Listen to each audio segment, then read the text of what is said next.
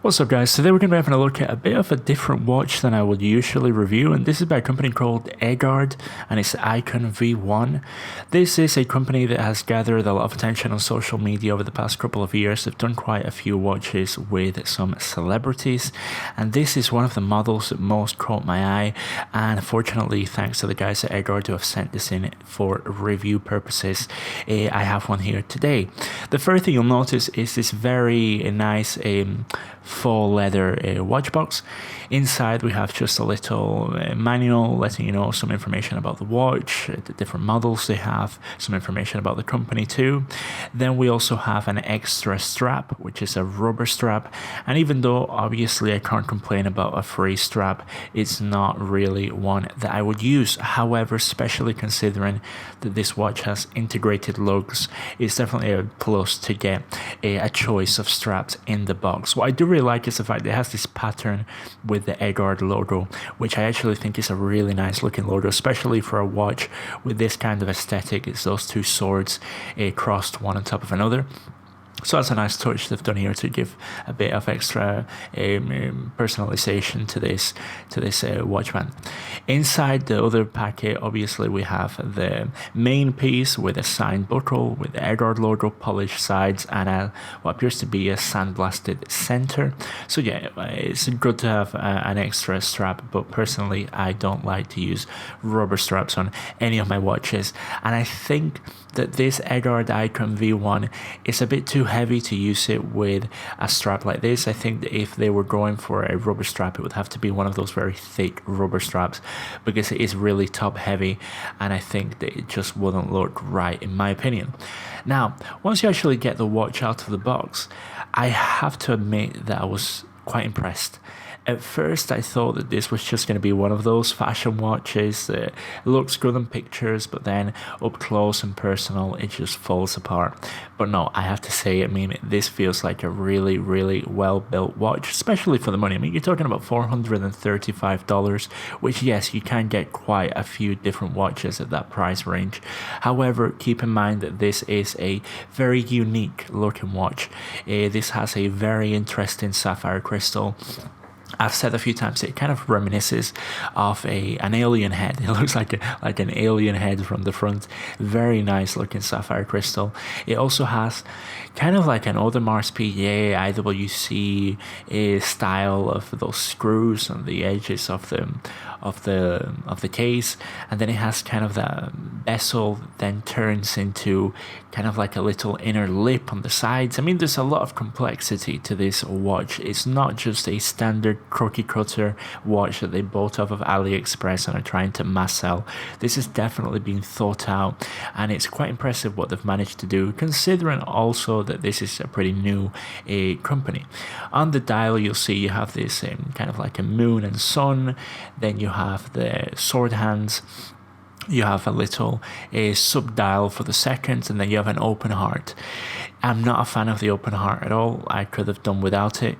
However, for some people, they really like the look of it. So, I mean, to each their own. Personally, I would have preferred had they just spaced out in a more symmetrical way the sun and moon and then the sub-dials with the second, instead of putting that open heart. It is an automatic movement, obviously. It is a 8-2S7 movement with some modifications I assume are for the sun and moon sub-dial. You also have that Egard logo on the inside, and then on the case you'll see it's all polished except for the top of the bezel, which is kind of sandblasted, or I'm not sure what it is, bead blasted, but on the side it's highly polished, as is the crown, and in the crown has the sword logo embossed onto it. I'm not really a fan of the way they've polished this case. I think it looks a bit cheap. I'm not sure what it is about it, but I really don't like the reflections it produces. I think it looks a bit cheap. I would have maybe preferred had they kept it all in like a brushed steel or a sandblasted steel. However, up close, especially that crown that's in this kind of bolt shape, which I'm not a fan of at all, because it's not that easy to use. But I do understand why they went with that industrial design on the crown too, so I'm not complaining about it. It does look good. However, keep in mind that it's not exactly the easiest crown to use in the world. However, this only has a time setting. It doesn't have a date or anything like that, so it's not that big of a problem, and it is a screw down crown also. Now, one of the things that I like about this watch is the fact that the bracelet is actually a very nice bracelet. It's actually a very good bracelet compared to the kind of bracelets I've got on watches that cost even $600 that are similar in aesthetic to this, and I'm going to show you that in a bit. But first, obviously, let's finish having a look at the dial. You have also some separation in the plastic dial with that kind of like a checkered pattern on the right hand side and then just a flat one on the left. So yeah, I mean, there's a lot going on in the dial, definitely. So if you're not into really busy looking watches, then maybe this isn't for you. But personally, I think they've actually managed to pull it off pretty nicely, even with the open heart, which, as I said, I'm not a fan of. But definitely I think them, especially from a bit of distance, when you can't really see that the Egard logo isn't a metal, it's plastic, and when you can't see that the dial is a piece of plastic apparently too.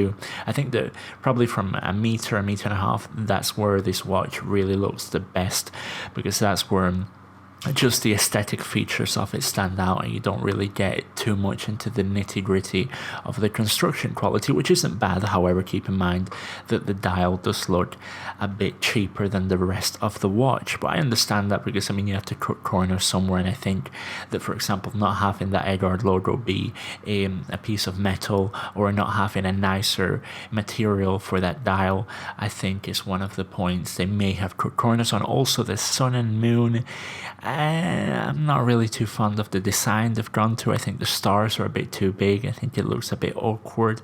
However, once again, it's definitely a unique looking watch. It's definitely not like your average run-of-the-mill watch that you see nowadays on Facebook. So one of the things I like on the side, as you can see, is very rough edges with the polished edges and then brushed on the top, and they're very aggressive, very rough looking, and I think that goes really well with the whole aesthetic of the watch, especially considering how big it is. It is a 42mm oblong case. However, keep in mind that 42mm may sound smaller than what it actually ends up playing as, because of the shape of the dial of the case. So keep that in mind. I think it plays closer to 44 when you've actually got it on your wrist. I really like this cutout section on the bezel. I think it's gorgeous how they've done that cutout section. That's probably my favorite part of the whole case, because it's just something that I've not seen that often. And it does show quite a lot of consideration to the whole aesthetics of this watch. So I really do appreciate that. And also how it contrasts with the harsh lines underneath it on the actual watch body, on the watch case. Now, one of the things you have to keep in mind, obviously, is that when you get this watch, I'd say probably at least 7-inch wrists are what would be sufficient for to be able to pull it off. And the reason I think that is because there's not much movement on the lugs of the bracelet. Not to say that there's pretty much no movement on the lugs of the bracelet, which I think would be accurate too. And I think one of the reasons they've done this is obviously because they have this very nice style of bracelet with those different pieces in the center there. It just looks really different. I mean, it doesn't look like the kind of bracelet that I've seen on many watches for this price range. I think that the bracelet is a very solid point for this watch. However, because of the styling of those center links, I think that they didn't have any other choice other than to make it a very rigid bracelet at the edges. So where it actually connects to the lugs of the watch, there's really no room for flexibility, there's really no room for movement, so it doesn't really go down at all. And if you do try to push it, I fear that what you'll end up doing is just breaking those center links that actually connect to the lugs of the watch. So keep that in mind. I mean, when you're using this watch, if you have, I'd say, from 7-inch wrists above, I think it's going to fit you like a glove, because in my case I have a 7.25-inch wrists, and it fits very nicely, very well. So I don't have any complaints in terms of comfort. It's just that you have to keep that in mind whenever you're considering buying a watch like this. However, the rest of the bracelet, as you can see here, is very nice. It plays with the light very nicely, very similar to some of the watches like a Phantom that I just reviewed from Spectre time, but I think personally that I even prefer the look of this bracelet over the Spectre time Phantom, which I very much appreciated the quality on that bracelet too.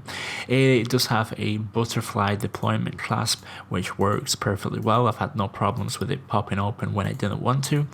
So I mean, all in all, in terms of fit and finish, in terms of the look of this watch, especially as it looks on wrist, as you can see now, it's a very impulsive watch. It's a very nice looking watch, and I think that if you like the design of it, I really can't fault it in terms of it being its own thing. I mean, it's not really a copy of anything else. At least nothing else that I've seen. It is its own watch, has its own personality, and if you do obviously like the appearance of it, then yeah, I don't really see any problem with the price point. I don't really see any problem with the construction quality, with the fit and finish of it.